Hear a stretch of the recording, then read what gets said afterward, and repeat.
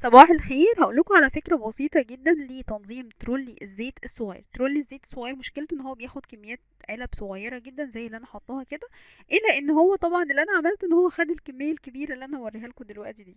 ازاي عملتها هقول لكم دلوقتي حالا. ان انا الفكرة كلها ان انا جبت طقم العلب اللي انتوا شفتوها. طقم العلب ده عبارة عن 9 علب، بس احجام مختلفة.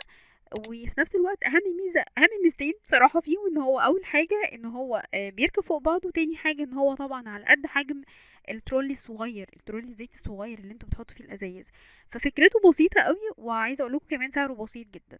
جبت منه طقمين، وحطيت طبعا البقوليات، اي حاجه انا حابه ان انا احطها فيه حطيتها، وحطيته فوق بعضه زي ما انتوا شايفين.